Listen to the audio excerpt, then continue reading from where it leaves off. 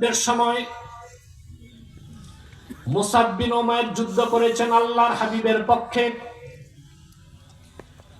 তারই আপন ভাই আমের বিন উমাইর যুদ্ধ করেছে আল্লাহর রাসূলের বিপক্ষে। চিন্তা করেন ইসলামের আদর্শ কি জিনিস। এখানে রক্তের সম্পর্ক মুখ্য বিষয় নয়, ঈমানের সম্পর্কই আসল। মুসাব বিন উমাইর ছিলেন সত্যের পক্ষে, তার ভাই ছিল সত্যের বিপক্ষে। আপন দুই ভাই দুই দিকে তলোয়ার চালালেন। চিন্তা করেন ইসলামের আদর্শ কি জিনিস। সুবহানাল্লাহ। স্টেজটা ক্লোজ করে দেন, বন্ধ করে দেন, ওঠানামা বন্ধ করে দেন। প্রিয় বন্ধুগণ, মুসাব বিন উমাইর যুদ্ধ করলেন রাসূলুল্লাহর পক্ষে, আর তার ভাই আমের বিন উমাইর যুদ্ধ করলেন রাসূলুল্লাহর বিপক্ষে।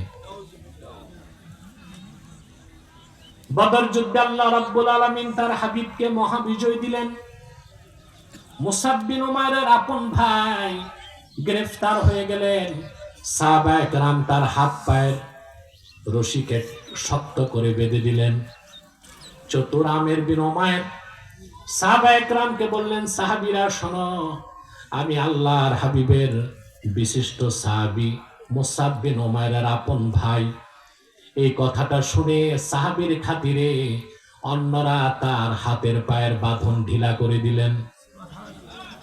সকালবেলা যখন সংবাদটি মুসাব বিন উমাইরের কানে পৌঁছল, মুসাব বিন উমাইর বললেন, কাবার মালিক আল্লাহর কসম, রাসূলুল্লাহর বিরুদ্ধে যে অস্ত্র ধারণ করতে পারে ওই রকম কুলাঙ্গার আমি মুসাবের ভাই হতে পারে না।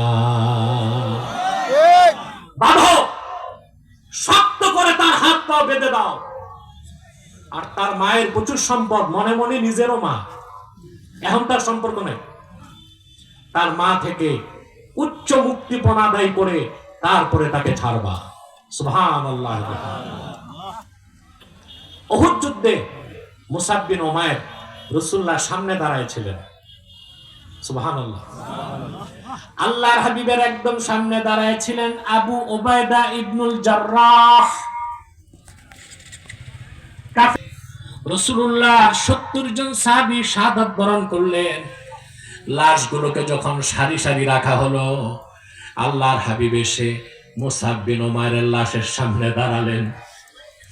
সাহাবায়ে কেরামকে বললেন, সাহাবীরা, এই দেখো আমার মুসআব, ওয়ালাকাদ রাআইতুহু ওয়া আলাইহি বুরদান, এমন দুটি মূল্যবান চাদর আমি দেখেছি, তার ফিতাটা ছিল খাঁটি সোনার তৈরি। সেই মুসআব তার ধন সম্পদ, ব্যবসা বাণিজ্য সবকিছু উৎসর্গ করে দিলেন। শেষ মুহূর্তে আল্লাহ তার হাবিবের ভালোবাসার প্রমাণ দিতে যে জীবনটাও দিয়ে দিলেন। সুবহানাল্লাহ বলবেন না? এখান থেকে একটা শিক্ষা নিব আমরা। নিব? একটা শিক্ষা আগে নিছি, সেটা কি? ইসলাম ছাড়া কল্যাণ ও মুক্তির কোনো ব্যবস্থা নাই।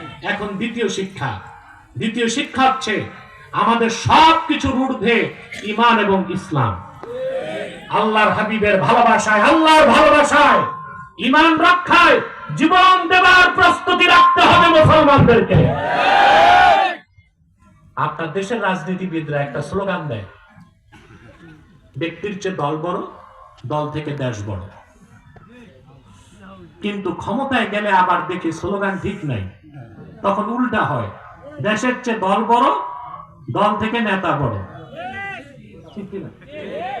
দেশ থেকে দল বড়, দল থেকে নেতা বড়। আমি বলি না, স্লোগানটা ঠিক করতে হবে। ব্যক্তির চেয়ে দল বড়, দল থেকে দেশ বড়, দেশ থেকে আমার জান বড়, আমার জান থেকে ইসলাম ও ঈমান বড়। ঈমান ও ইসলামের প্রশ্নে কোনো আপোষ নাই।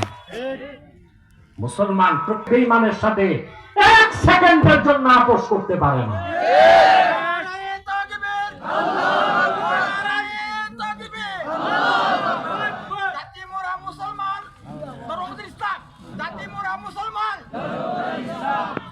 প্রিয় বন্ধুগণ,